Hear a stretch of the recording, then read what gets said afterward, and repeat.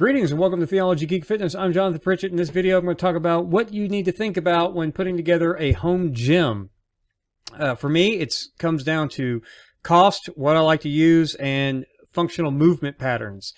Basically, functional movement patterns are going to be your push, pull, and squat. You can expand that a little bit and go push, pull, squat, hinge, rotation, and carry. And you can expand that even more and say vertical push, vertical pull, horizontal push, horizontal pull, squat, hinge, rotation, and carry. But however you want to break that down, when you think about the gear that you need, you want to make sure that the gear that you have can cover all of those functional movement patterns, or at least most of them.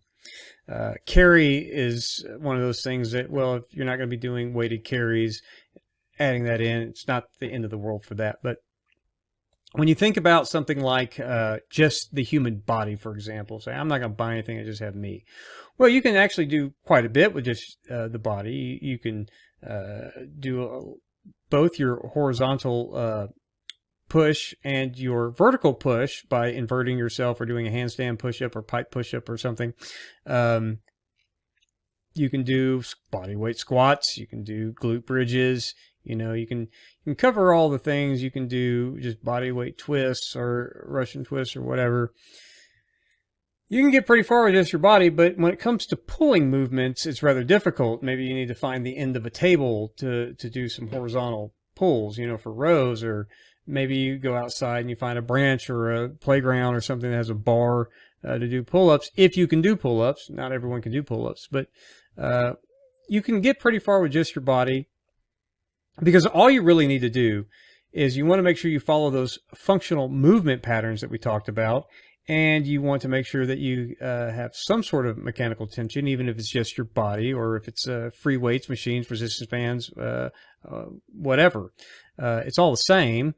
You're going to follow the same fundamental movement patterns. You're going to try to have some sort of mechanical tension. You're going to try to get into metabolic stress and cause muscle damage, and then you want to progressively overload. And even with just your body, you can progressively overload, increasing your volume, slowing your rep speed on the concentric and eccentric, you know, all sorts of ways that you can steadily improve and progressively overload before you add anything.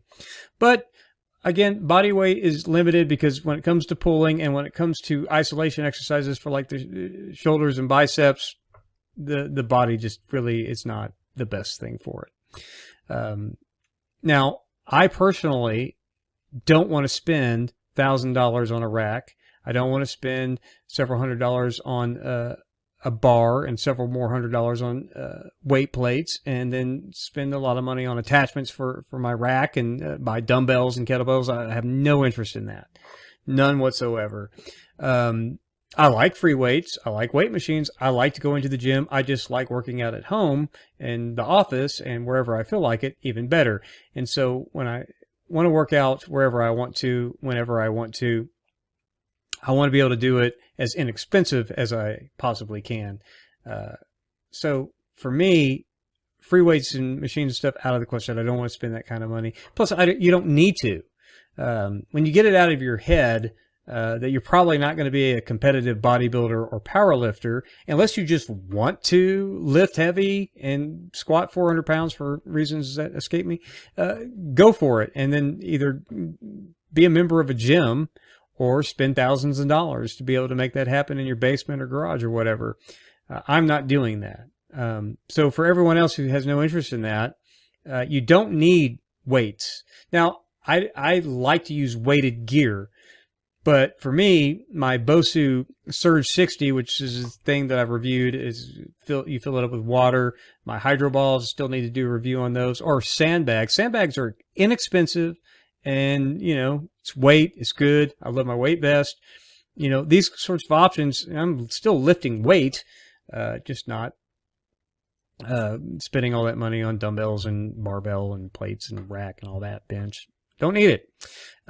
So the thing about those functional movement patterns, though, resistance bands, for example, cover all of them except for carry because they're not really that heavy.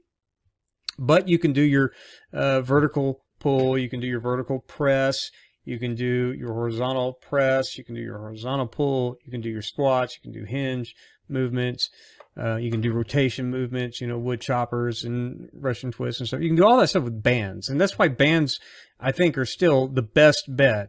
But if you don't like resistance bands, and I'm talking about the 41-inch loop bands, not the ones with the tubes. You can see my previous video where I demonstrate the difference and why I prefer the 41-inch loop bands. But I like to use bands because they're great. You can build muscle with it just as much as you're going to build. Your genetics and your diet and your consistency determine what your end result of your physique is going to look like. And remember, you get most of your gains in the first 2 to 3 years.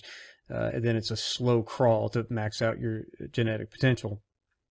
But yeah, your body doesn't know the difference of your body weight, a rock, a log, a dumbbell, a barbell, resistance band, whatever. It doesn't matter. Your body doesn't know the difference. As long as you can do the 3 M's and progressively overload, that's the goal. And you want to follow as many of those functional movement patterns as we talked about. So resistance bands covers all of it except for weighted carries. You can look at something like... So if you had dumbbells, for example, let's say, and if I was to use weights, I would just use a bench, dumbbells. I'd get the monkey feet from Animal House Fitness so I could attach the dumbbells to my feet to do some extensions and leg curls and stuff. But I still need a pull-up bar to do my vertical pulls. But like dumbbells or a kettlebell or a sandbag or my Bosu water-weighted gear, you know what you can't do? You can't do vertical pulls with it. So if you're going to need a pull-up bar to go with that, to cover all the functional movement patterns. But if you can't do a pull-up, you're going to need something like a cable pulley system, which is about $25, and then attach that to your dumbbells, and then a lat pull-down bar.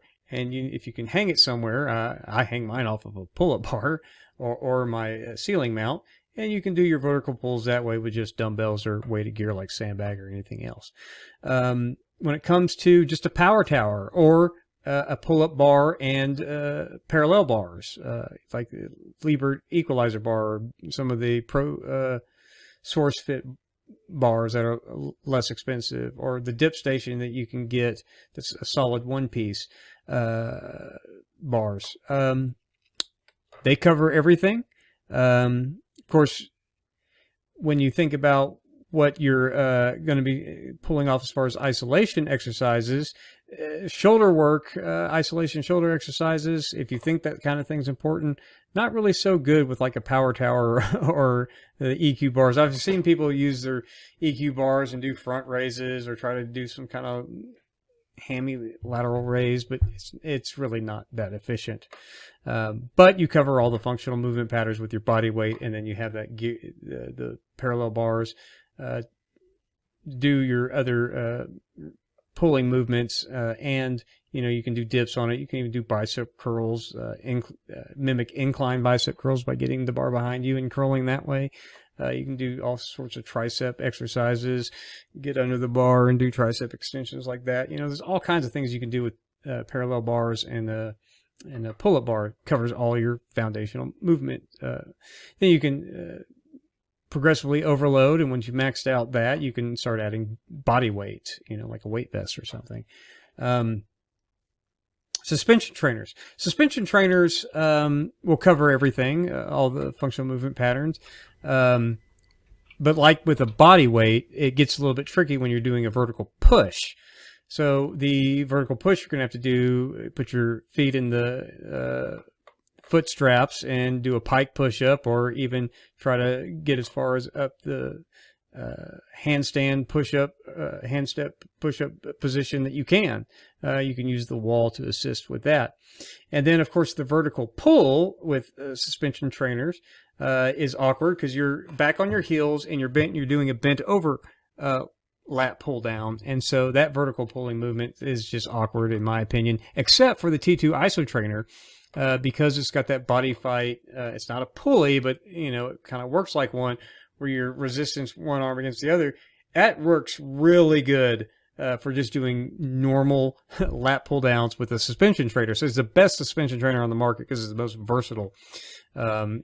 Great all around. So that would, suspension trainers for the most part covers all the foundational movement patterns and a good bit of your isolation. Then, of course, one of the things that I like about the sandbag pull-up bar combo or the sandbag pulley combo is with the sandbag, you can, pull out the inner linings, and you can do all sorts of accessory work with the lighter bags that are filled with sand that you put in the sandbag. So that's always helpful. That to me gives it a one-up over the Bosu water-weighted shifting gear that I have. So that combo is always great. And if you think about, like me, I like to use suspension trainers and body weight calisthenics gears, EQ bars or pull-up bars. I like to use the shifting weight, and I like to use my body and resistance bands. So your body weight exercises follow basically the same strength curve as free weights. So I am a free weight, and I can add my weight vest to make this free weight heavier. Then you also think about the linear variable resistance of resistance bands, where the resistance gets harder the more you stretch the band. And then you've got the shifting weight of sandbags and the Bosu gear. So I've got all the various methods of weighted gear that I use, but you don't need all of that. Don't get me wrong. What I'm saying is when you whatever you want to use, say you just want to use a sandbag. Well, remember, a sandbag is going to stop at the vertical pull, so you're going to need a pulley or a pull-up bar or both to get some vertical pulling movements. Your body weights, just using your body and no gear, you're going to have to find tables and bars elsewhere. And if you can't do a pull-up, you need to find some way to do a vertical pull. And you just can't. Your body's just limited that way.